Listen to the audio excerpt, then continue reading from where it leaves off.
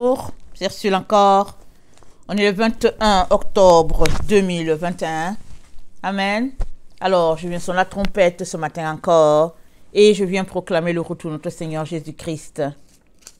Soyez bénis et que sa joie soit votre force en ce jour. Alors, je viens parler de Apocalypse 12. Amen. La réalisation de Genèse 3, le verset 15. On est complètement à la fin. On est dans ces moments où le combat bat son plein. Mais on est surtout dans ces moments où nos yeux verront, amen, la finalité de cela, comme le Seigneur me l'a dit. Amen. Peu importe l'endroit, amen, où on sera, la Bible nous dit qu'il n'y a personne qui ne verra ces moments-là. Et dans Matthieu 24, il est dit, attendez, dans Matthieu 24, je pense au verset 30, il est dit ceci. Excusez que je trouve mon passage.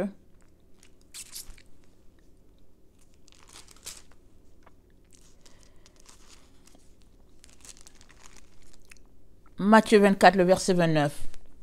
Aussitôt, après ces jours de détresse, le soleil s'obscurcira, la lune ne donnera plus sa lumière, les étoiles tomberont du ciel, et les puissances des cieux seront ébranlées.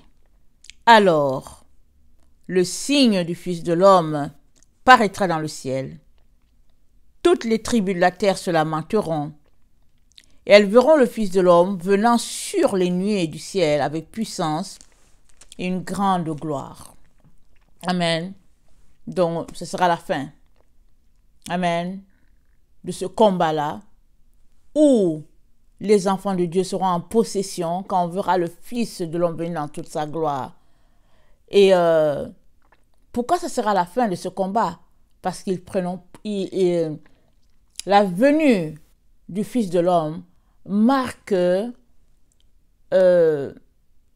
témoin que le royaume a été remis à notre Seigneur, tel que dit dans Apocalypse 11, le verset 15, c'est dit: le 7e ange sonna de la trompette, et il eut dans le ciel de fortes voix qui disaient: le royaume du monde est remis à notre Seigneur et à son Christ, et ils régneront au siècle des siècles. Amen. Et les 24 vieillards qui étaient assis devant Dieu sur leur trône se prosternèrent sur leur face et ils adorèrent Dieu en disant: nous te rendons grâce, Seigneur Dieu Tout-Puissant, qui est et qui était, de ce que tu as saisi ta grande puissance et pris possession de ton règne. Dieu a saisi sa puissance. Ça veut dire que ça ne va pas se réaliser sans la main forte de Dieu.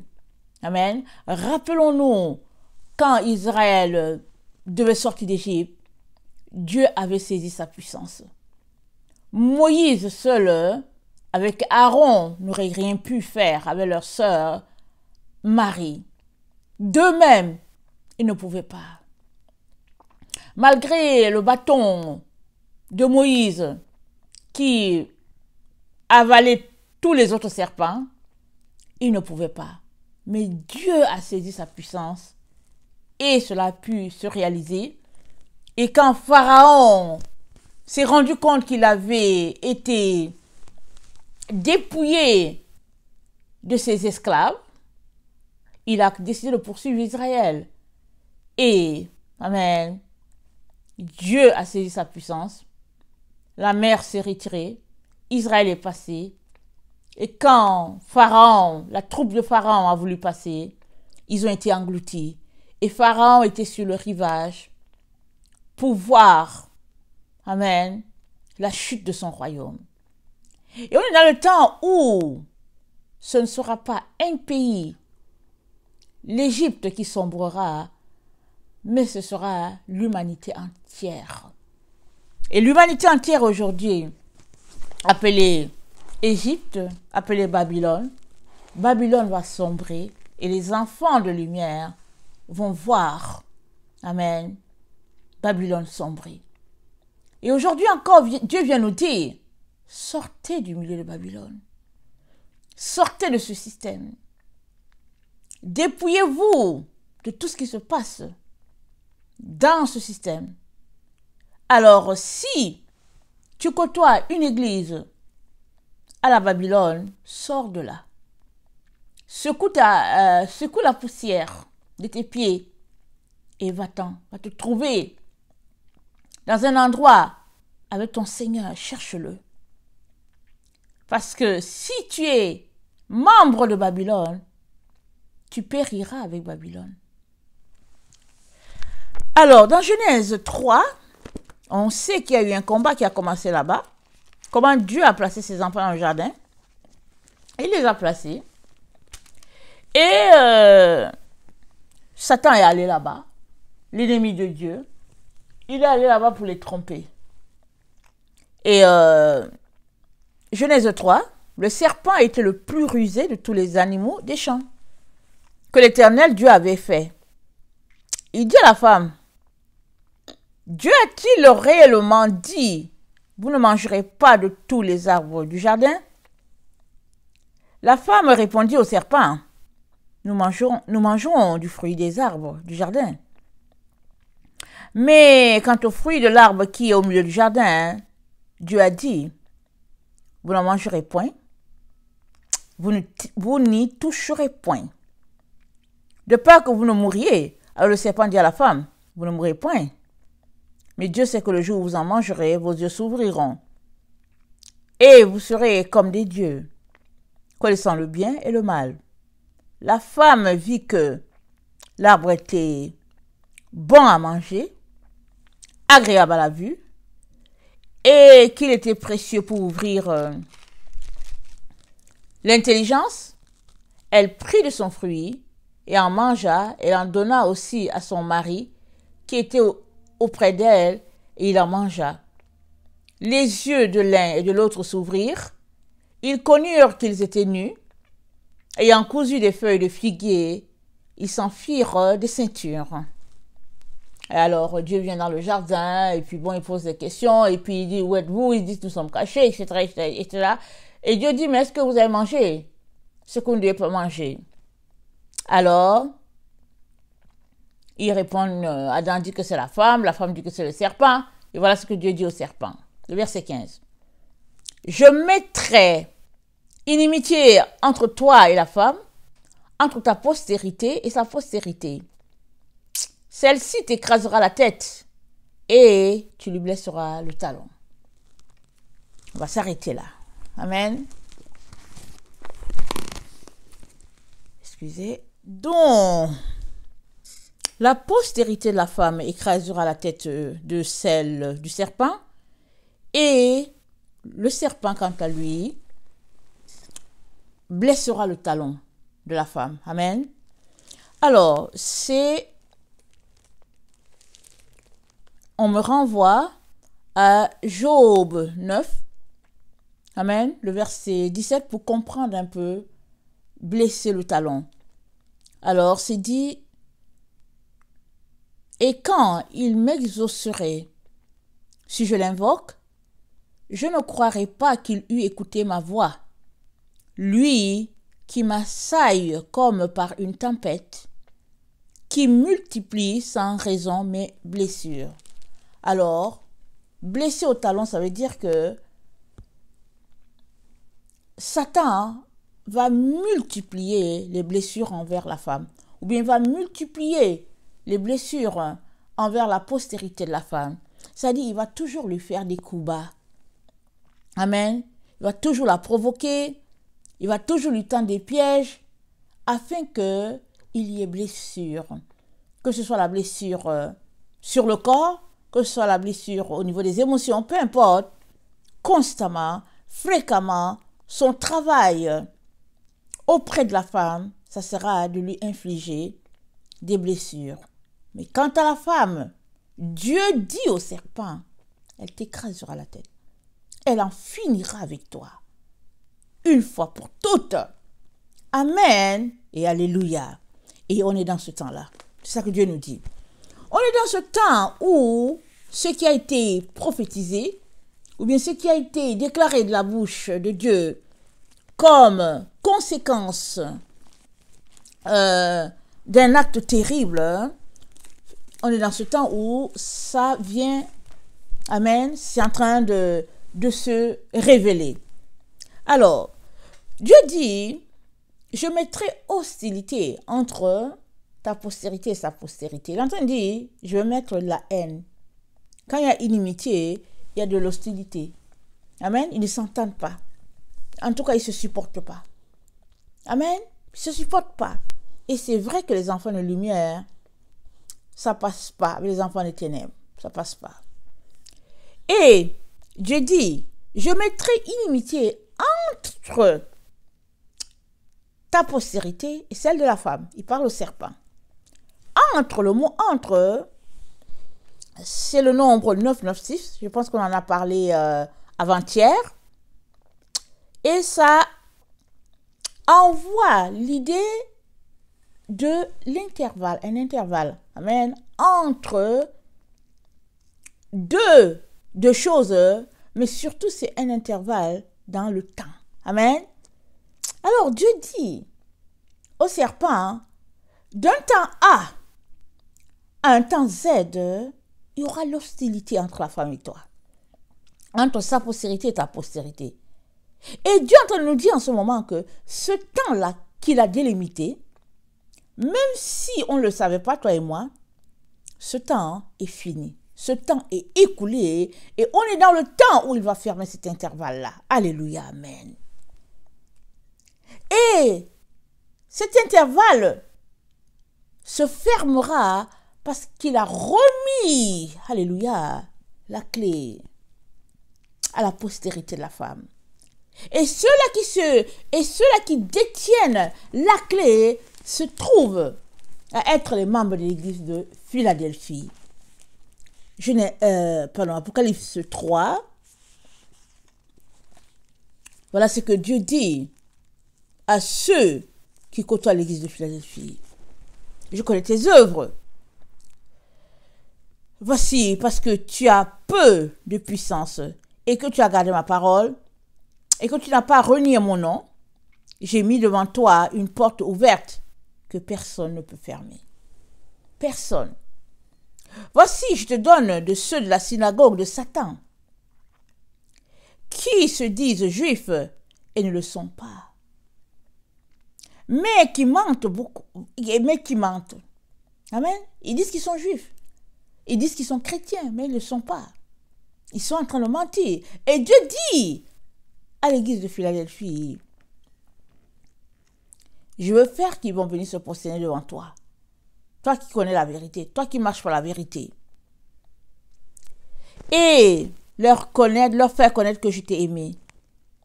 Parce que tu as gardé la parole de la persévérance. En moi, je te garderai alors de la tentation qui doit venir sur le monde entier pour éprouver les habitants de la terre. Alors, Dieu nous dit, pourquoi Philadelphie a la clé? Pourquoi il a remis la clé à l'église de Philadelphie? Parce qu'il s'annonce comme celui-là qui a la clé. Il s'annonce comme ça, il dit... Attendez, excusez-moi encore.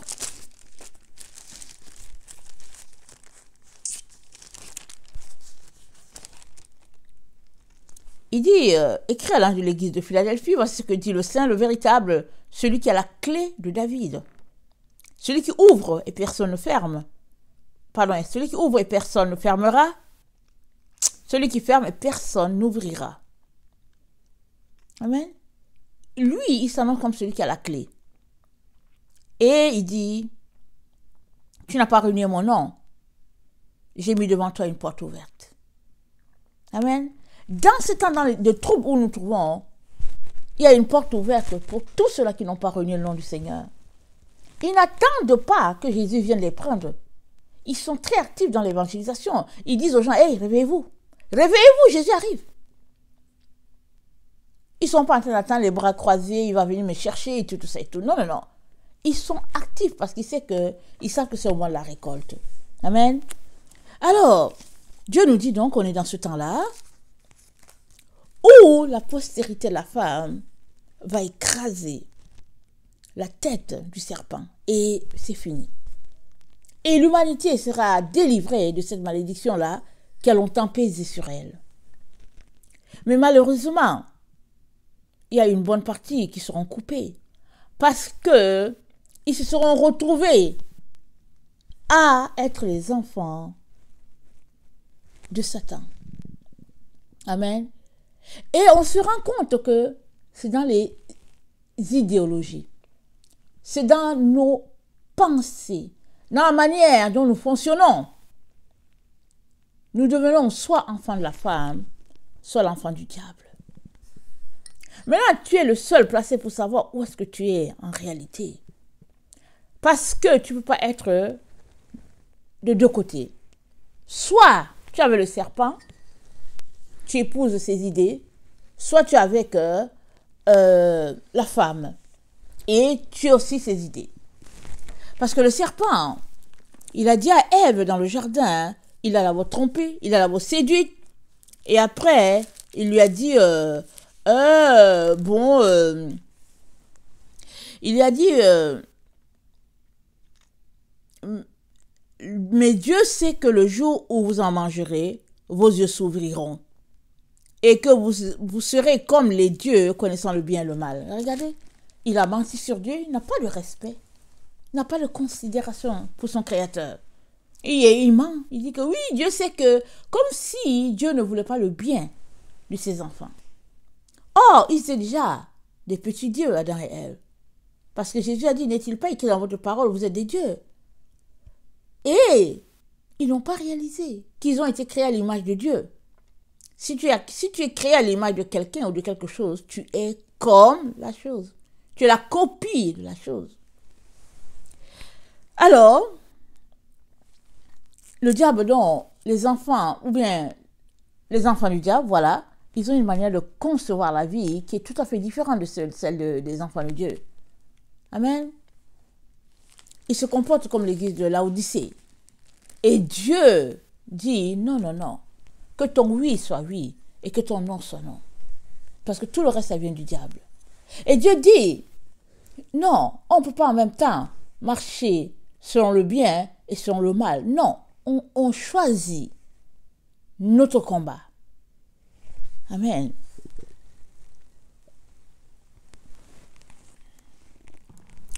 Et c'est dit que la postérité de la femme écrasera la tête du serpent.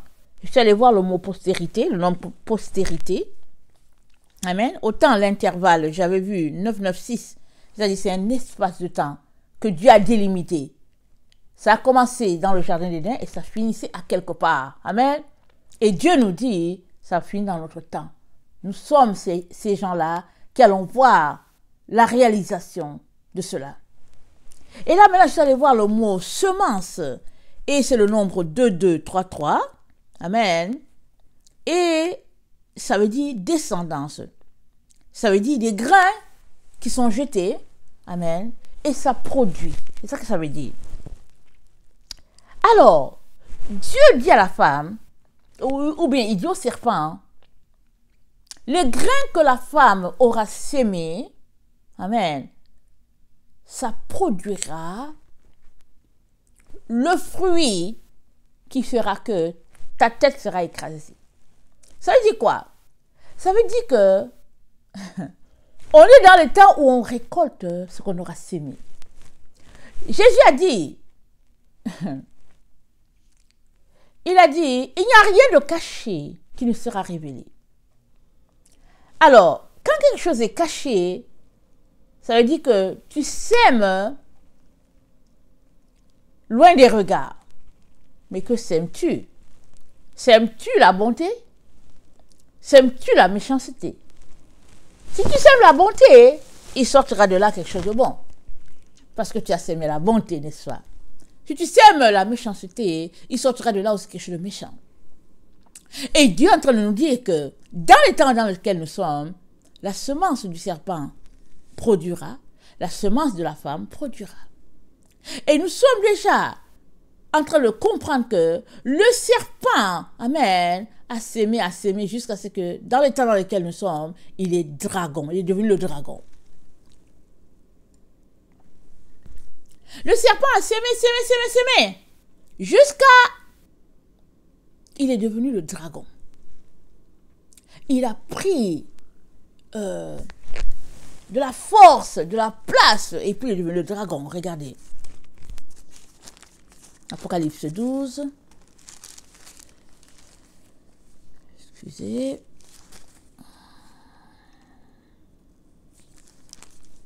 Un signe parut dans le ciel. Une femme enveloppée de soleil, la lune sous ses pieds, et une couronne de 12 étoiles sur sa tête. Elle était enceinte. Elle criait, étant en travail dans les douleurs de l'enfantement. Et notre signe parut. Encore dans le ciel, et voici, c'était un grand dragon. Rouge, et en 7 têtes et 10 cornes. Sur ces 7 têtes, 10 diadèmes. Sa queue entraînait le tiers des étoiles du ciel, et les jetait sur la terre. Le dragon se tint devant la femme, qui allait enfanter, afin de dévorer son enfant lorsqu'elle aurait enfanté. Amen. Le dragon, il se tient devant la femme. Là, il est dragon. Amen. Il a sémé jusqu'à ce qu'elle devienne dragon. Amen. Et au verset... attendez. Au verset 9, ça nous dit...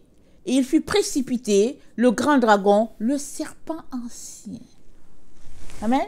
Le serpent ancien, lui, sa semence a produit un grand dragon. Amen. Et la femme, qu'est-ce que sa semence a produit? Allons-y voir le psaume 89, le verset 36.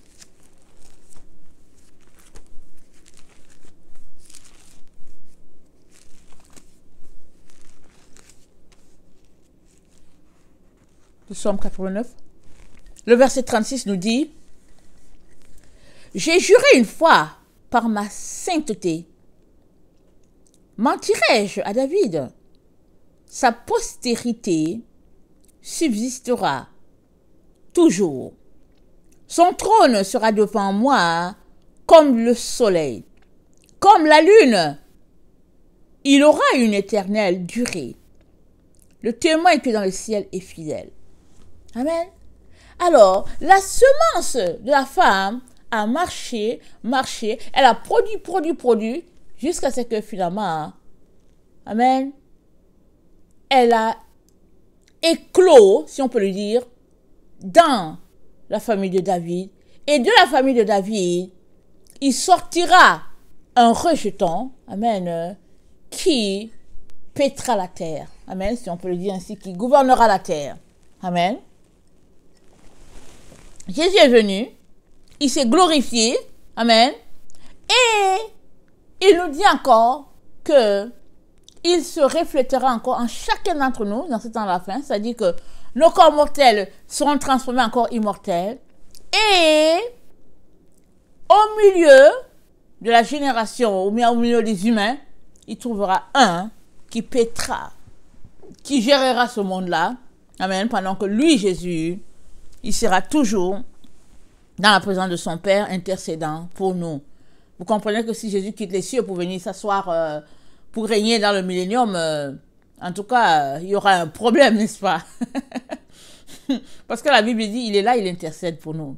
Donc, il faut bien qu'il soit à son poste.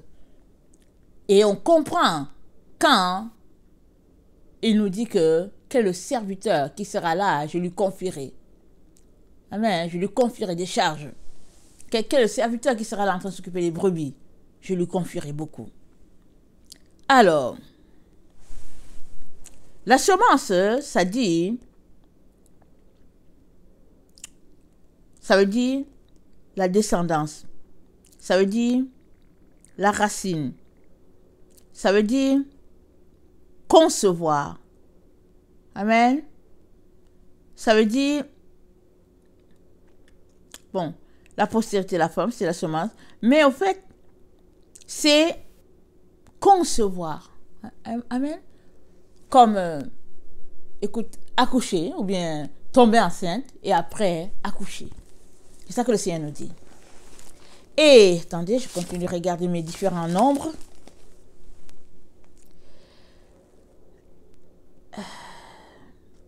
Alors,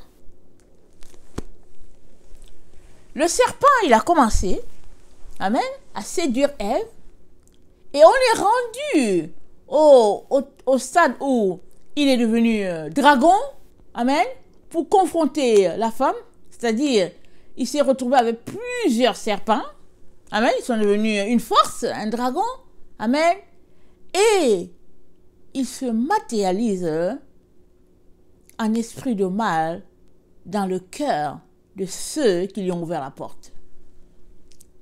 Et la semence de la femme aussi se matérialise en esprit de bien dans le cœur de tous ceux-là qui auront choisi la vérité. Amen.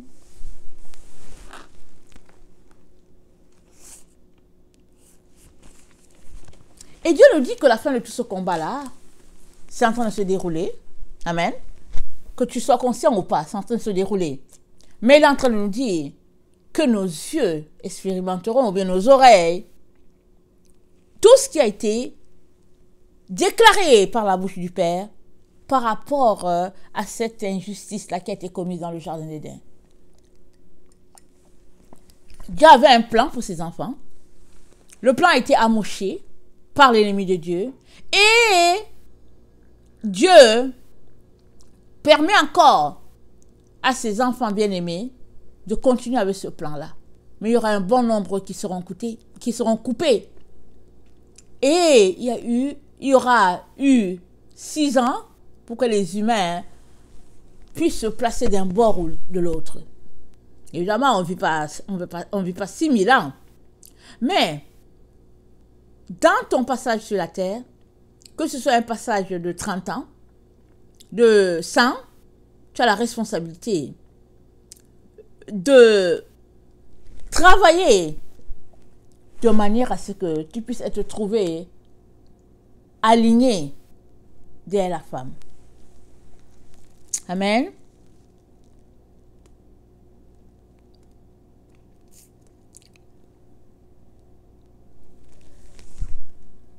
Je ne sais pas où est-ce que tu en es. Amen. Je ne sais pas où est-ce que tu en es.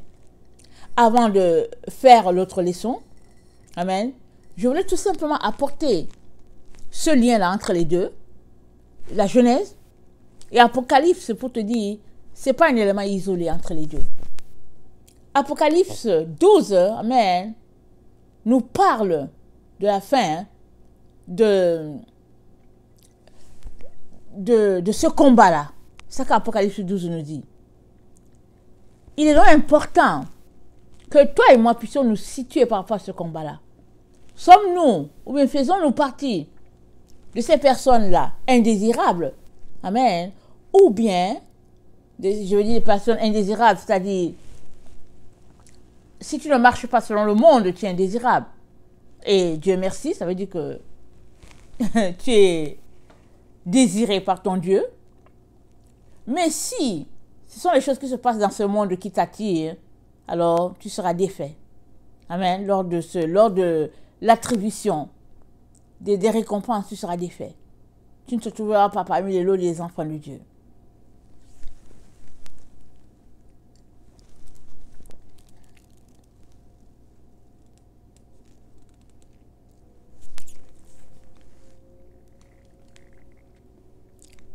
L'hostilité entre la femme et le serpent a été déclarée par Dieu lui-même.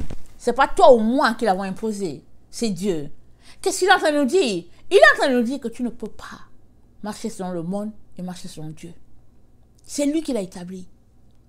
Il l'a établi pendant un intervalle de temps, parce que vient le temps où finalement il va couper le mal. Amen. Satan sera lié pendant 1000 ans. Et après encore, Satan sera relâché. Mais cette fois-ci, ce sera pour toujours. Afin que l'humanité ait la paix à tout jamais avec ce dossier de mal. Maintenant, la question est celle-ci.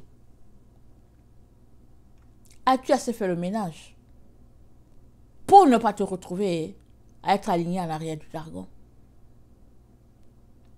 Parce que si tu es aligné en arrière du dragon, tu es aligné en arrière de... Tu es contre Dieu, je veux dire. Et je ne vois pas comment tu vas t'en sortir.